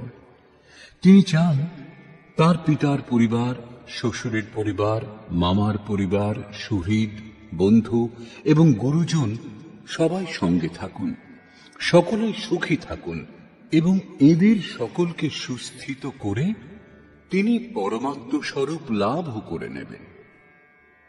কিন্তু যখন জানতে পারেন আরাধনার পথে অগ্রসর হতে হলে পরিবার ত্যাগ করতে হবে, এই সম্বন্ধগুলির মোহ থেকে মুক্ত হতে হবে, তখনই তিনি অধীর হয়ে ওঠেন। পূজ্য মহারাজজি বলতেন, মৃত্যু হওয়া এবং সাধু হওয়া একই ব্যাপার। সাধুর জন্য এই পৃথিবীতে কেউ জীবিত থাকলেও গৃহ সম্বন্ধীয় কেউই থাকবে না। যদি থাকে তাহলে সম্বন্ধ বিদ্যমান, মোহ শেষ হয়েছে কোথায়? পূর্ণ ত্যাগ অর্থাৎ সম্বন্ধের অস্তিত্ব বিলীন হবার পরেই সাধক জয়লাভ করেন। এই সম্বন্ধগুলির প্রসারই জগৎ, অন্যথা জগতে আমার বলে কি আছে? তুলসীদাস কহ চিদ বিলাস জগ বুঝত বুঝত বুঝে, অর্থাৎ মনের প্রসারই এই জগৎ। যোগেশ্বর শ্রীকৃষ্ণ মনের প্রসারকেই জগৎ বলে সম্বোধন করেছেন। যিনি এর প্রভাব রোধ করতে সক্ষম হয়েছেন, তিনি চরাচর বিশ্ব জয় করেছেন। ইহৈব তৈর্জিতঃ সর্গো येषाम সাম্যে স্থিতম মনঃ। এমন কথা নয় যে কেবল অর্জুনই অধীর ছিলেন। সকলের হৃদয়েই অনুরাগ আছে, প্রত্যেক অনুরাগী ব্যাকুল হন। আত্মীয় স্বজনের স্মৃতি তাকে ব্যাকুল করে। সাধনার আরম্ভে প্রত্যেক সাধক চিন্তা করেন যে ভজন করে কিছু লাভ হলে এদের সঙ্গে তা ভোগ করা যাবে, সকলেই সুখী হবে। কিন্তু যখন এরা সঙ্গে থাকবে না, তখন সুখের আর কি প্রয়োজন? অর্জুনের দৃষ্টি রাজ্য সুখ পর্যন্তই সীমাবদ্ধ ছিল। তিনি ত্রিলোকের সাম্রাজ্যকেই সুখের পরাকাষ্ঠা ভেবেছিলেন। এর বেশি কোনো সত্য আছে একথা অর্জুন এখনো জানেন না।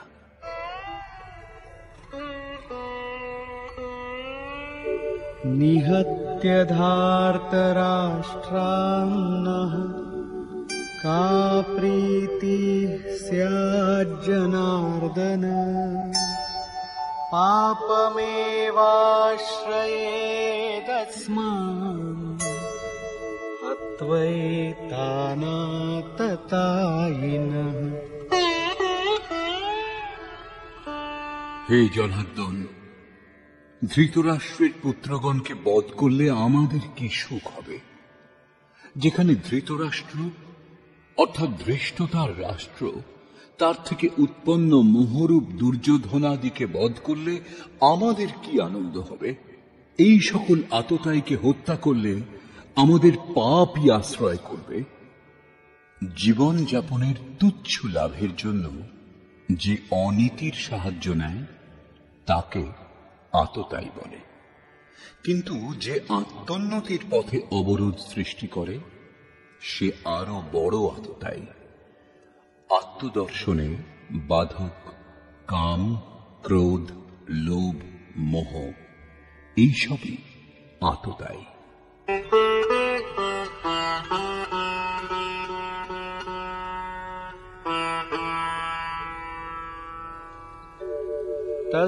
তস্মান্নার্হা বয়ং হন্তুম ধার্তরাষ্ট্রান স্ববান্ধবান স্বজনম হি কথং হত্বা सुखिनः स्याम माधव। অতএব হে মাধব, স্বীয় বান্ধব ধৃতরাষ্ট্রের পুত্রগণকে আমাদের বধ করা উচিত নয়। স্ববান্ধব কিরূপে? তারা সকলেই তো শত্রু ছিল। বস্তুত শরীরের আত্মীয়তা অজ্ঞানজনিত। ইনি মামা, শ্বশুরবাড়ি, স্বজন সমুদায় এ সকলই অজ্ঞান। যখন এই দেহটাই নশ্বর, তখন এর কুটুম্বিতাই বা কি করে শাশ্বত হবে? যতক্ষণ মোহ, ততক্ষণই আমার সুহৃদ, আমার পরিবার, আমার জগৎ। মোহ নেই তো কিছুই নেই। সেজন্য অর্জুন শত্রুদেরও স্বজন রূপেই দেখতে পেয়েছিলেন। তিনি বলছেন যে নিজ কুটুম্বকে বধ করে আমরা কিরূপে সুখী হব? যদি অজ্ঞান ও মোহ না থাকে, তবে কুটুম্বেরও কোনো অস্তিত্ব নেই। এই অজ্ঞানই আবার জ্ঞানেরও প্রেরক। ভর্তৃহরি, তুলসীদাস এমন অনেক মহাপুরুষ বৈরাগ্যের প্রেরণা তাদের স্ত্রীর কাছ থেকে পেয়েছিলেন। কেউ বা বিমাতার ব্যবহারে ব্যথা পেয়ে বৈরাগ্যের পথে এগিয়ে গেছেন, এও দেখা গেছে।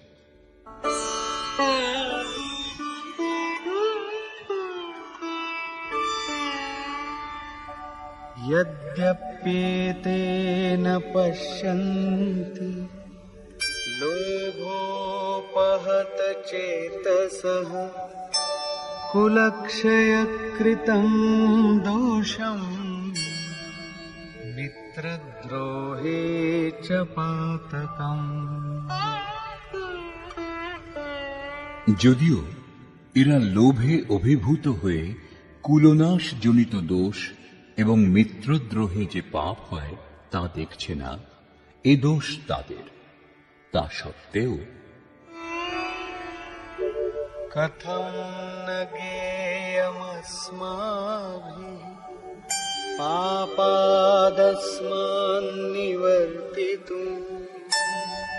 कुलक्षयकृतं दोषम् प्रपश्यद्भि जनार्दन। হে জনার্দন, কুলনাশ জনিত দোষ উপলব্ধি করেও আমরা এই পাপ থেকে নিবৃত্ত হব না কেন? কেবল আমি পাপ করছি এমন কথা নয়, আপনিও ভুল করছেন। শ্রীকৃষ্ণের উপরেও দোষারোপ করলেন। এখনো অর্জুন নিজেকে বুদ্ধিতে শ্রীকৃষ্ণের চেয়ে কম মনে করছেন না। প্রত্যেক নতুন সাধক সদ্গুরু শরণাগত হবার পরে এই ধরনের তর্ক করেন এবং নিজে যে কম জানেন তা ভাবেন না। একথাই অর্জুনও বলছেন যে এরা না বুঝুক, কিন্তু আমরা তো বুদ্ধিমান। কুলনাশ জনিত দোষের ওপর আমাদের অবশ্যই বিচার করা উচিত। কুলনাশে কি কি দোষ হয়?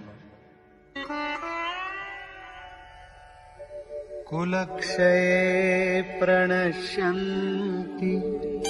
कुलधर्माः सनातनाः धर्मे नष्टे कुलं कृत्स्नम् अधर्मो विभवत्युत। কুলনাশে সনাতন কুলধর্ম নষ্ট হয়। অর্জুন কুলধর্ম কুলাচারকে সনাতন ধর্ম বলে মনে করেছিলেন। ধর্ম নষ্ট হলে সম্পূর্ণ কুলকে পাপ দাবিয়ে দেয়। अधर्माभिभवात् कृष्ण प्रदुष्यन्ति कुलस्त्रियः स्त्रीषु दुष्टासु वार्ष्णेय जायते वर्णसंकरः। হে কৃষ্ণ, পাপের বৃদ্ধি হলে কুলস্ত্রীগণ কুলুষিত হয়। হে বার্ষ্ণেয়, স্ত্রীগণ কুলুষিত হলে বর্ণ সংকর উৎপন্ন হয়। অর্জুনের দৃষ্টিকোণে কুলস্ত্রীগণ কলুষিত হলে বর্ণ সংকর দেখা দেয়। কিন্তু শ্রীকৃষ্ণ এই সিদ্ধান্তের খণ্ডন করে আরো বলছেন, আমি অথবা স্বরূপ স্থিত মহাপুরুষ যদি আরাধনা ক্রমে ভ্রম উৎপন্ন করেন, তাহলে বর্ণ সংকর দেখা দেয়। বর্ণ সংকরের দোষের উপর অর্জুন আলোকপাত করছেন।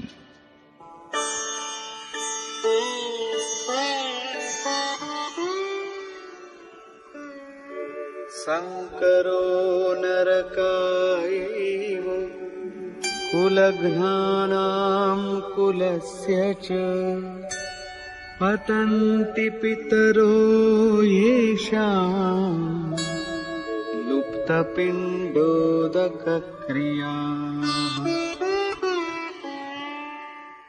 বর্ণ সংকর হলে কুলনাশকগণ এবং কুল নরকে পতিত হয়।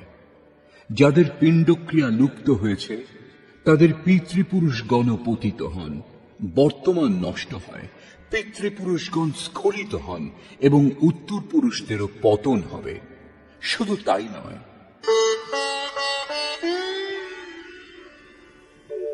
दोषैरेतैः कुलघ्नानां वर्णसंकरकारकैः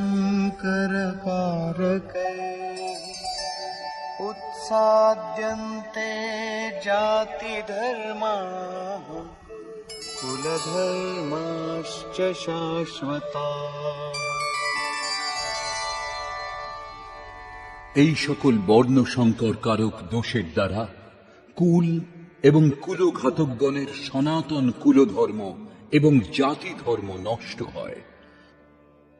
অর্জুন মনে করতেন কুলধর্ম সনাতন, কুলধর্মই শাশ্বত।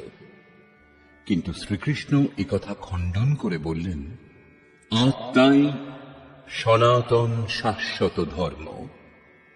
বাস্তবিক সনাতন ধর্মকে জানার আগে মানুষ ধর্মের নামে কোনো না কোনো চিরাগত কুরীতি মেনে চলে। তেমনি অর্জুনও যা জানতেন, শ্রীকৃষ্ণের অনুসারে তা কুপ্রথা। उत्सन्नकुलधर्माणां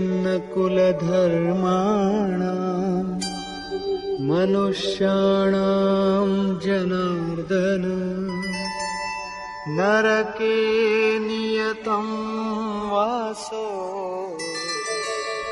भवतीत्यनुशुश्रुमा।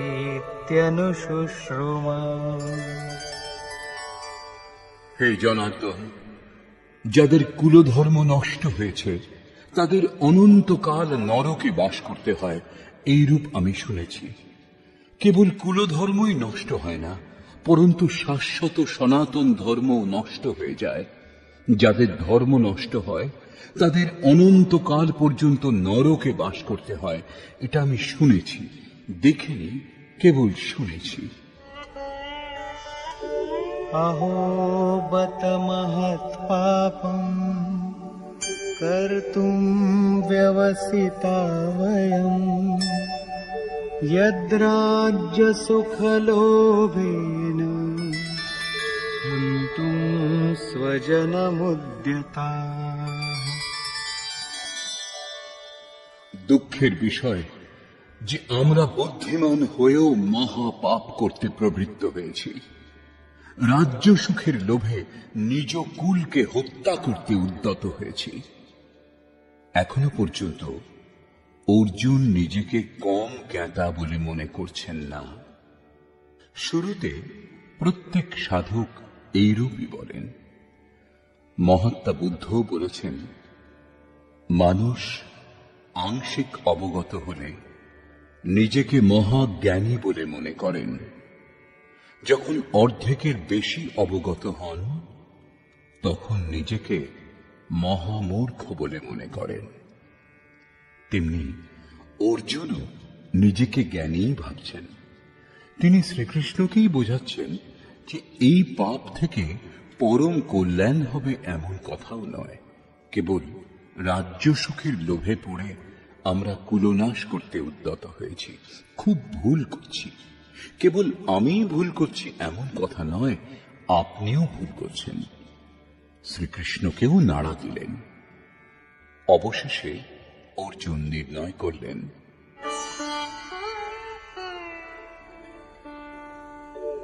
यदि मामप्रतीकारम्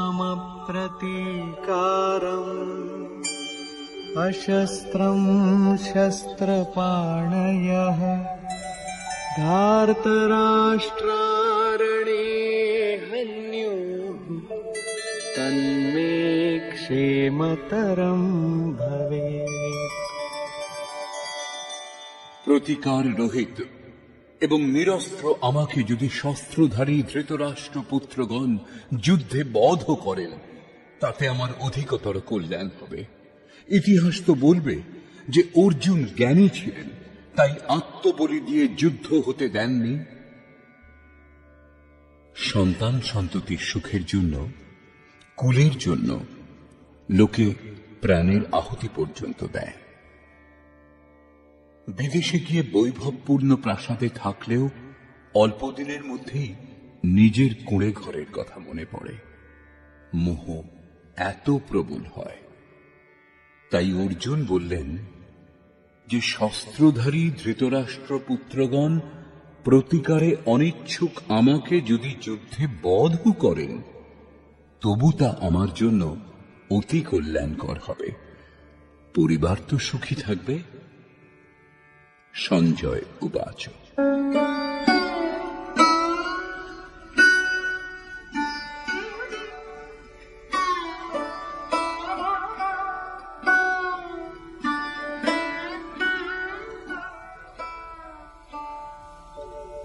एवमुक्त्वार्जुनः सङ्ख्ये रथोपस्थ उपाविशत् विसृज्य सशरम् चापम् शोकसंविघ्नमानसः। সঞ্জয় বললেন, রণভূমিতে শোকসন্তপ্ত অর্জুন এইরূপ বলে ধনুর্বাণ ত্যাগ করে রথের পশ্চাৎ ভাগে বসে পড়লেন, অর্থাৎ ক্ষেত্রজ্ঞের সংঘর্ষ থেকে সরে দাঁড়ালেন। নিষ্কর্ষ। গীতা শাস্ত্রে ক্ষেত্রজ্ঞের যুদ্ধের বর্ণনা করা হয়েছে। ঈশ্বরীয় বিভূতি সম্পন্ন ভগবৎ স্বরূপের সম্যক দর্শন করবার গায়ন হল এই গীতা শাস্ত্র। যে ক্ষেত্রে এই গায়ন সম্পাদন করা হয়, সেই যুদ্ধক্ষেত্র এই শরীর, যার অন্তরালে দুটি প্রবৃত্তি বিরাজমান, ধর্মক্ষেত্র এবং কুরুক্ষেত্র। যুদ্ধে প্রবৃত্ত সেনাসমূহের স্বরূপ এবং তাদের শক্তির আধার বর্ণিত হয়েছে। শঙ্খধ্বনির মাধ্যমে এদের পরাক্রম নির্ধারিত করা হয়েছে। তদনন্তর যে সেনার সঙ্গে যুদ্ধ করাচ্ছিল তাদের নিরীক্ষণ করা হল। এদের গণনা 18 অক্ষৌহিনী, অর্থাৎ প্রায় 6.5 আরব বলা হয়, কিন্তু এরা অনন্ত। এই প্রকৃতির দৃষ্টিকোণ দুটি, একটি ইষ্টোন্মুখী প্রবৃত্তি, দৈবী সম্পদ, দ্বিতীয়টি বহির্মুখী প্রবৃত্তি, আসুরী সম্পদ। দুটি প্রকৃতি, একটি ইষ্টের দিকে উন্মুখ করে, পরম ধর্ম পরমাত্মার দিকে নিয়ে যায়, অন্যটি প্রকৃতিতে বিশ্বাস করায়। প্রথমে দৈবী সম্পদের বৃদ্ধি করে আসুরী প্রবৃত্তিগুলিকে নিঃশেষ করা হয়। তারপর শাশ্বত সনাতন পরব্রহ্মের দিগদর্শন এবং তাতে স্থিতি লাভের পর দৈবী প্রবৃত্তিগুলির প্রয়োজনীয়তাও ফুরিয়ে যায় এবং যুদ্ধের পরিণাম দৃষ্টিগোচর হয়। সৈন্য নিরীক্ষণের সময় অর্জুন কেবল নিজের পরিবারকেই দেখতে পেয়েছিলেন। যাদের বধ করার কথা ছিল তারা স্বজনই ছিলেন। জীবের যত দূর পর্যন্ত সম্বন্ধ থাকে, জগতের বিস্তারও তার জন্য তত দূর পর্যন্তই হয়। অনুরাগের আরম্ভিক অবস্থায় পারিবারিক মোহই বাধা দেয়। সাধক যখন দেখেন পরিবারের মধুর সম্বন্ধ থেকে তার এত দূর বিচ্ছেদ হবে যেন তা কখনো ছিল না, তখন তিনি ব্যাকুল হন।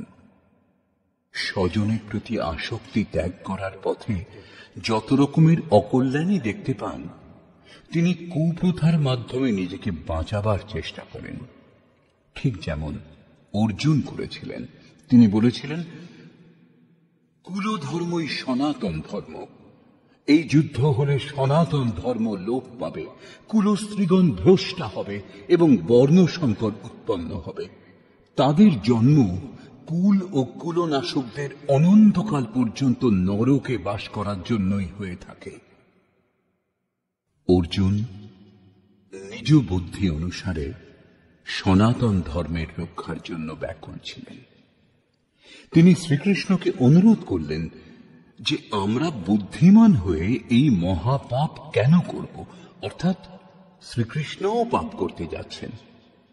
অবশেষে পাপ থেকে বাঁচবার জন্য আমি যুদ্ধ করব না, এই কথা বলে অর্জুন ধনুর্বাণ ত্যাগ করে হতাশ হয়ে রথের পশ্চাৎভাগে বসে পড়লেন। ক্ষেত্রজ্ঞের সংঘর্ষ থেকে সরে দাঁড়ালেন। টিকাকারগণ বর্তমান অধ্যায়ের নামকরণ অর্জুন বিষাদ যোগ করেছেন। অর্জুন অনুরাগের প্রতীক। সনাতন ধর্মের জন্য ব্যাকুল অনুরাগীর বিষাদ যোগই কারণ হয়। এই বিষাদ মনুর হয়েছিল। হৃদয় বহুত দুঃখ লাগ, জন্ম গয়ো হরি ভগতি বিনু। সংশয়ে পড়ে মানুষ বিষাদ করে। অর্জুনের সন্দেহ হয়েছিল যে বর্ণ সংকর উৎপন্ন হবে, যারা নরকে নিয়ে যাবে, সনাতন ধর্ম লোপ পাবে, এমন বিষাদও তার হয়েছিল। অতএব সংশয় বিষাদ যোগের সামান্য নামকরণ বর্তমান অধ্যায়ের জন্য উপযুক্ত বলে মনে হয়। অতএব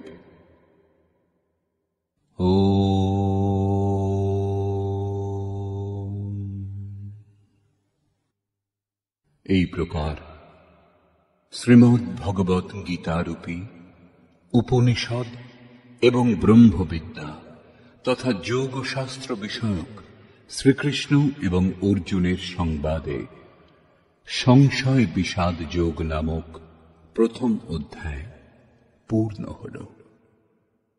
এই প্রকার শ্রীমৎ পরমহংস পরমানন্দজির শিষ্য স্বামী অর্গড়ানন্দকৃত শ্রীমদ্ ভগবত গীতার ভাষ্য যথার্থ গীতাতে সংশয় বিষাদ যোগ নামক প্রথম অধ্যায় সমাপ্ত হল। হরি ওম তৎসৎ।